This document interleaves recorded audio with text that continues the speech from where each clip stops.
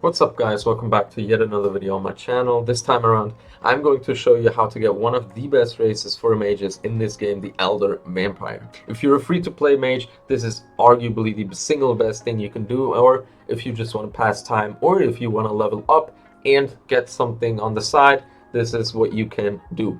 Really quickly, if you have any questions or suggestions for guides or tips and tricks, just hit me up and I'll make sure to get a video done on it and or answer. So this works similarly to the Ancient Werewolf, so everything you get from this video is applicable to that race as well. Timestamps will of course be in the description. To start off, what does the Elder Vampire race do? As you can see, I currently have the Elder Vampire race equipped. First of all, it gives you pale skin, but I think that's everything when it comes to looks. Now, the things that are really good are the stats. That's probably what you want the race for. 20 int, 10 dex, 20 con, 5% more HP, 1 speed, 10% magic damage. You also, on top of that, regenerate 2.5% HP every 5 seconds. You're immune to poison. You get 15% more mana and mana regen, plus 3 flat mana regen, and one ability called Heightened Senses, which lets you differentiate players with devils and without devils. It looks like this. You know, you're not going to see anything right now because I don't have any players around me, but you get the gist. Now, you will take double damage from transformed ancient werewolves, but that's kind of irrelevant. You also have the opportunity to awaken your race, giving you one more ability that lets you transform into a vampire. I'm going to show what that looks like later on in the video. Once you are a vampire, you can buy other players and possibly infect them. This will be important later on. As you can tell, the race has a lot of benefits, especially the passive HP regen can be helpful for Gauntlet or Netherwing and possibly future raids or dungeons where you can't regenerate your health passively unless you have a devil or anything of that sort. For damage, it's really good with amazing sustainability. Even for players that have Clover storage, this is an extremely practical race. But for now, how do you even get the race? For one, it's possible to spin this race. However, it has a low chance to appear, like 2%. And if you have max priority, it goes up a little bit. But honestly, this makes it pretty unlikely to get the race. And in my opinion, it's not worth to prioritize when you're spinning, because you can farm it eventually anyway. The second way to get this race requires a lot of farming and time. When you start in the unnamed village, this is where you have to go to. You just go to this direction. It's basically to the right of Timestamp, and so we're gonna go there really quickly. It is in the direction of the Medusa raid right here, but we're gonna go into this red portal. And then from the portal, you're gonna go a little bit forward and then to the right until you've reached this wooden wall right here. And then you're gonna go forward even more. And then on the right, you'll have the werewolf area. And then on the left, you'll have the vampire area. That's where we want to go to. Then you can just follow this pathway right here and then go above this bridge until you are at the castle. Now, once you're here, you need to interact with the door. It's like so. When you're inside the castle, you find this NPC called Dorian. He's a senior knight, and you want to talk to this guy, and he will have a quest for you. And I have different types of quests, but you're going to have the Scarlet Lily quest. You're going to have to find 5 of the Scarlet Lilies. I'll show you how to get those in a second, but quickly, the questline for the werewolves work kind of exactly the same time-wise, and you'll understand what I mean in a second. But anyway, now, once you have the Scarlet Lily quest, you want to go back to the overworld. Now, once you're back in the overworld, you just want to find a lily spot because we want to farm a lot of lilies or grass that spawns, or mana flowers or fire lilies, and we're just gonna take those until a scarlet lily spawns. Now, obviously, this is a good spot for the daily quest as well, but you can also go to this direction and then kind of just rotate from there. Can go here, and then you'll have a few more lilies, as you can see, and then just try to grab these until a scarlet lily spawns. Okay, guys, this actually went very quickly, and this is extremely lucky, guys. Do not expect this one to happen. I took probably around 30 minutes to get the quest done, but now we have 2 at once. You guys are gonna need 5. This is what they're gonna look like, and we're just gonna take these. Other than the quest, it doesn't really help me, but I'm just gonna do it for you guys, and then you're gonna go back to the NPC. So now that you're here again, he's going to give you a different type of quest, which requires you to kill a corrupted vampire lord. So now you might be asking, how do you spawn the vampire lord? Now, on the way to the castle, you might have seen a bunch of these vampire soldiers already right here. You have to kill around 10 to 12 or 13 vampire soldiers. A good and fast way to kill them is to just round them up like so. And then if you have a magic, you can just go back a little and then use your skills, just like I'm gonna do right now.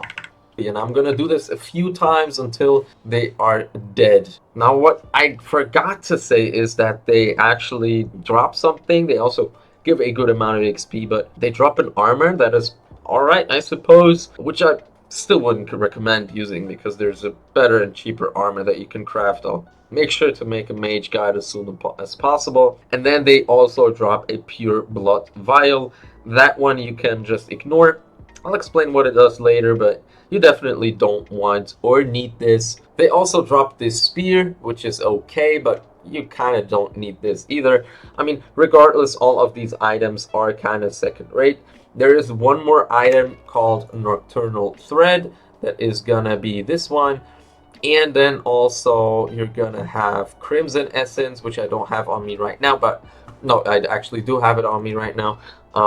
But these are crafting items if you drop the blueprint, which is extremely hard to get, so I don't recommend waiting for this. So yeah, and then Shadow Infused Iron as well, that is also the case. Now, once you killed enough vampire soldiers, it's gonna have this message right here: stronger vampires can be now seen around the castle. Then you want to go past the bridge, follow this purple dot at the top, and then you're gonna have 3 more vampire elites. Now, these vampire elites have the same drops as the vampire soldiers, but they also do drop 1 more chest after they are dead. And then from this chest, there's nothing really to gain from it, but it's really nice for runes or whatever. I mean, once you're done, there will pop up yet another message saying a shadow deepens across the land as vampire lord Lucius awakens, bringing in ancient darkness with him. This is the first and normal message. Once you have this message, you know it's not a corrupted vampire lord. I'll show you what that means in a second. Now, this guy can be corrupted with this purplish aura by default, by game mechanic, but he is not, fortunately, and then he's gonna be quite straightforward to defeat. You're just gonna bang out every single ability you have, and then yeah, that's kind of the gist of this fight. I also did forget to say that if you kill this guy, it does not finish the current quest you have, so yeah, that's pretty unfortunate if you did get him the first time. And then I also forgot to say that obviously if you want to find this vampire lord, you just have to turn the corner, and then from the right of the castle you're gonna find this cave with this door right here, and then you can... Now, it does make sense to kill him regardless of him finishing your quest or not, just because he does drop pure vampire blood, which is the most important item you probably want to get out of him.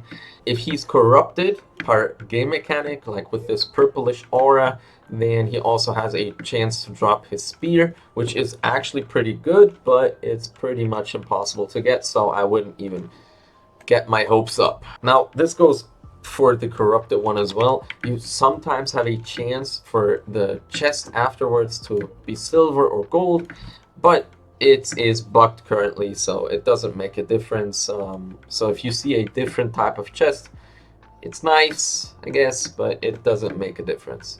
And then for every untransformed vampire lord, you have a 30% chance more for him to spawn corrupted. It's going to be 2 messages with the primal werewolf spawning and the corrupted vampire lord. So technically you will get a corrupted vampire lord guaranteed after killing 3 vampire lords. If you're really unlucky, then that's what you have to do.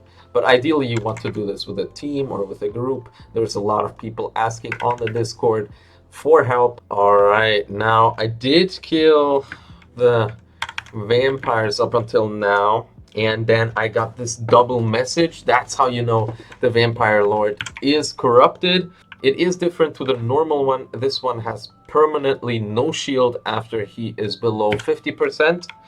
And yeah, if you do this with a party, there's a really easy way to cheese him. He fights differently to the normal one in the way that it's really hard to kill him as a divine restriction user, even using the new ability that they just got. So what you want to do is get up to him and generate a lot of threat, and then just run up a wall just like so. And then as you guys can see, he's gonna buck on this edge, and then your teammates can just hit him from afar. He cannot do anything to you unless he does that AoE. Unless he does this AoE where there's gonna be white signs on the floor, and then like 5 seconds after or 3 seconds after, he's gonna do a huge AoE, then you have to reposition. Ideally, you want a divine restriction user, a tank of some sorts to be doing this. Yeah, it's gonna be pretty easy for your teammates to do the damage, and then obviously you still do need 10%, so just keep that in mind. But yeah, one quick info, the werewolf is in the opposite direction of the castle, so you will find him and his lackeys pretty easily. Now, I won't defeat him, but once you did defeat him, the ancient werewolf is not gonna despawn, so you have time to defeat him, but he's significantly harder, so just keep that in mind. You probably want to do that with a team. So,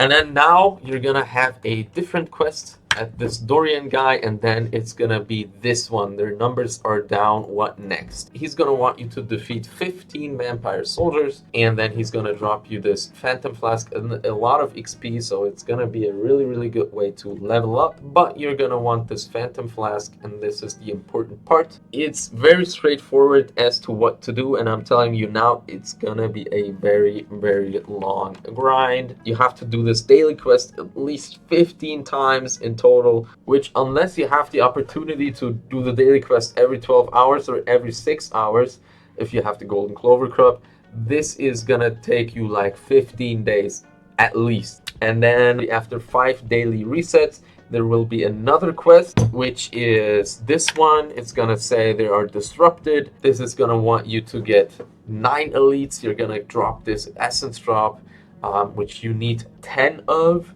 at least. And then after yet another 5 daily resets of you doing this quest 5 times, you will get another daily quest, which requires you to defeat 3 vampire lords. You're gonna get this cursed sigil item, which you need 5 times. Basically, you do need to get every single quest done for 15 days straight, or for 15 daily resets. Then you have everything you need. You're also going to drop a blueprint from the first time you do this quest, which is gonna be the bloodbound relic. I'm gonna show you that in a minute. But yeah, that's that. I'm gonna show you how to become a vampire and what you need to do. So first off, you might think this is a lot to do, but you have to grind the vampire lords regardless. Why? Because you do need this item called pure vampire blood. I have it in my inventory right now. This is gonna be looking like this. It's gonna be a mythical item. It has a chance to drop from the vampire lord. As I said, it is really hard to get, and you can only get it from a chest. But once you did drop this item, what you're gonna do is find someone with the elder vampire transformation. So right here is the account of a friend of mine. He has the elder vampire transformation. I'm gonna show you real quick what that looks like. Now he's gonna be looking like this. He can bite me now and then possibly infect me, obviously, just because I do have this race already. He cannot. Yeah, this is how it's gonna look, and then he's gonna bite me until it works. If it doesn't, if his transformation runs out where he was trying to bite you, you can just do it over and over again until you at least have a fail infect. About the infections, there's a 5% chance that it works, so it probably needs like 20 daily resets on average just for it to work properly. That means you can only get infected every 12 hours, or if you have Clover Gold Club, every 6 hours. What I mean by this is your character might scream in pain and die. That means the infection has failed. However, if you don't die, you get a trait called Scarlet Affliction for 24 hours. It only makes sense if you don't die and get a red text. That's how you get the trait. And then once you have that, you can use the pure vampire blood. Once taken, you reset and you have a brand new race. So be prepared that you will replace your current race. You can also reset this infection by using pure blood vials, but you don't want that, so that's why it's useless. Now, once you took pure vampire blood, I'm not entirely sure on the race, but you have an about 70% chance to become a fletchling, which is a subpar version of the elder vampire, a 29% chance to become a vampire, and a 1% chance to become an elder vampire. Now, I haven't talked about the fact that you will need to advance your race regardless. How you do that is by feeding your character more pure vampire blood, or by crafting the item that I just told you about, the bloodbound relic. For that one, you just need to go to the pot maker, and then he's gonna be saying craft your own, and then you're gonna have this bloodbound relic right here. And then, as you can see, you do need these quest items. That's what you need for End Alchemy level 17. How you level that is pretty easy, but it does take time. You just have to craft a lot of items and then get it up to 17. Now, to go from fletchling to regular vampire is 10 vampire blood or the item that you can craft from the given blueprint.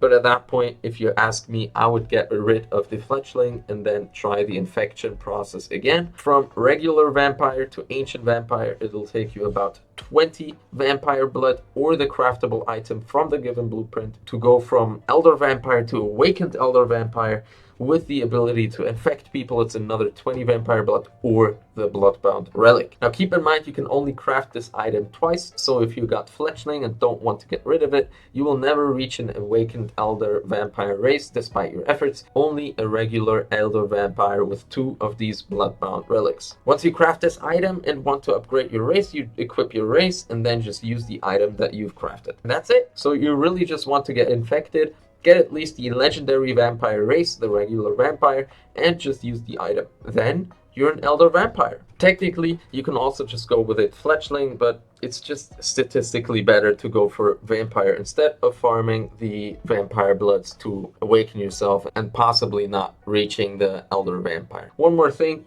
Honestly, you don't need the awakened elder vampire. It's merely a flex. It's not strong, but of course you can use it to infect other people, so that's cool. That's basically it. If you want to find people to infect you, you just have to ask around in the official Black Clover Retribution Discord. That link is gonna be in the box down below.